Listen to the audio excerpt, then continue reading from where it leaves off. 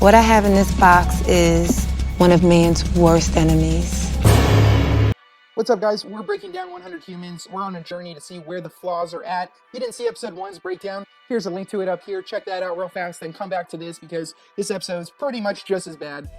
Being that this is episode 2 and we have the same 100 humans from episode 1, that tells me we're going to have these same 100 humans all 10 episodes. Now, I know what you're thinking. Real research would probably warrant new 100 humans every day to maintain control, but screw that. These people aren't really humans, they're actors.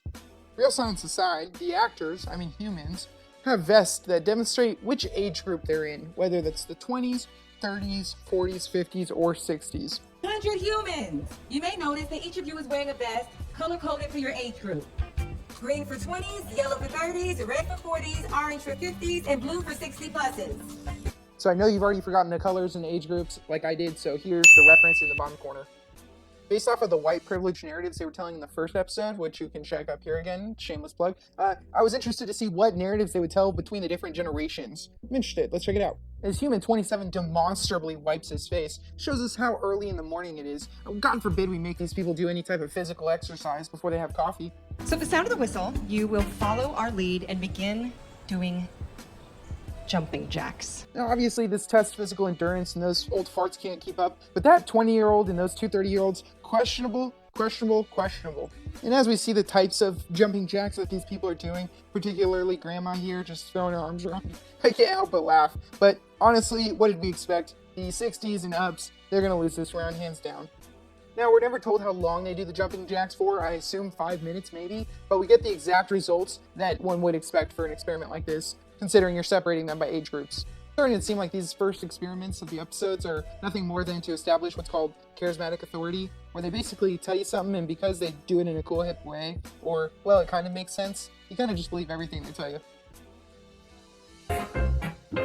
Today on 100 Humans, we're asking, at what age are humans the most effective? Some say At first I didn't understand the narrative, but then I thought, okay, boomer, well, we can diss the millennials while dissing the old people, but the 30s, maybe the 40s, we're gonna tell everyone that they're the most effective because they've got the experience but also the youth. Millennials have poor interpersonal communication skills due to mind-melting social media consumption. It's not by any time I want to do fucking stuff. Hurry up, When you go to a person, even in a handicap, you can it the door. doesn't matter. Oh, really? It doesn't matter. Then maybe Media consumption. Do older people have more patience to solve problems because their brains haven't turned to shrapnel from using Snapchat? is memory something that always gets worse with age, or are there things you can do to prevent forgetting your own name? Now that we know the narrative, Whatever age group wins a challenge gets 5 points, second place gets 4 points, and so on. The 20s just won the jumping jack challenge, so they're in the lead with 5 points, but the 60s came in dead last with 1 point. that's right, ladies and gentlemen, these Netflix producers are gonna tell you which age is the best to be alive because, gosh darn it, what other authority is there to do that? While we ignore the spectacular closed captioning placement here, Sammy tells us he believes the 20s are going to win, Zainab says the 60s are going to win, and Carrot Top tells us the 30s are going to win. Considering that these people know the experiments, these guesses don't seem genuine or authentic, because if you're going to do a competition at jumping jacks and you know that in advance, you're not going to assume that the 60-year-olds are going to do the best. Just saying.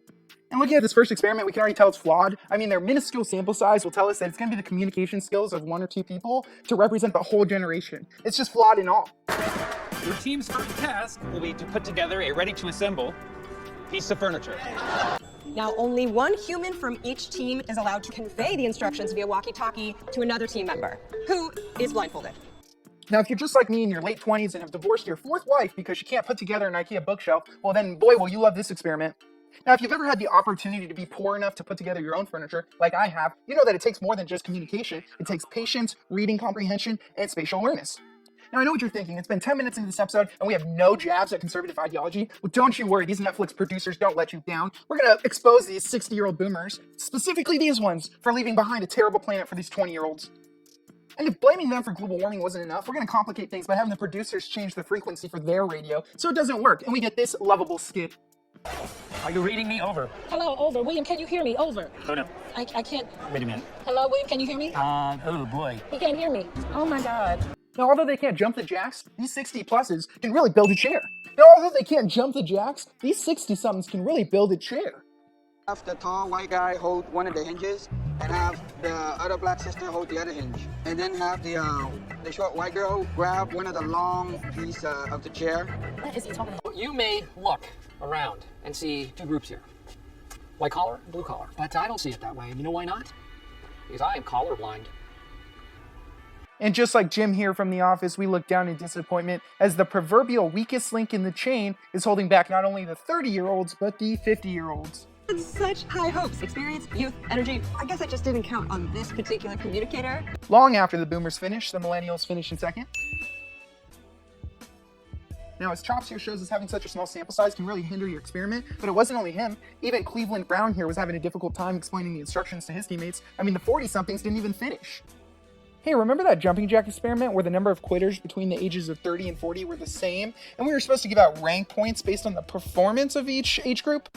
If you thought I was being facetious about them lying about their statistics and data in front of your face, well, here's the proof. They do it cleverly. You see, it's very zoomed out when the shot starts, but then they zoom back in, and you can see that they had the 30s at 3 and the 40s at a 4, even though they tied for the number of quitters in the last round. They are lying about their statistics here right in front of your face after one experiment.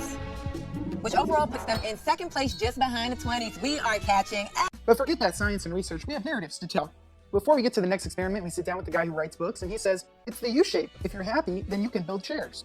Dan here has me tickled pink, and I mean, who wouldn't be if they're being told that the next 30 years of their life are going to be nothing but a miserable mess?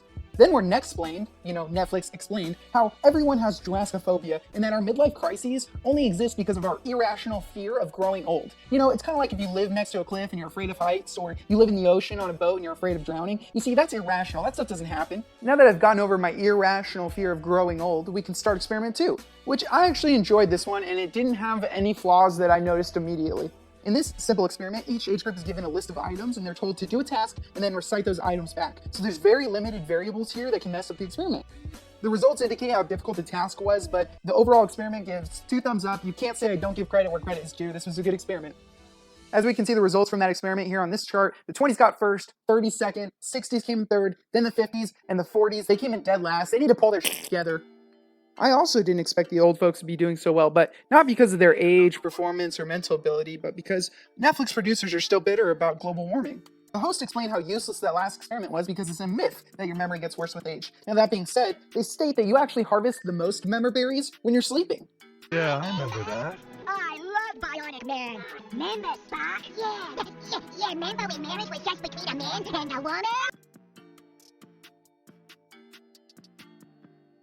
We move on to experiment 3, where we test the dexterity of each age group and their use of technology. What I have in this box is one of man's worst enemies. Tangled earbuds.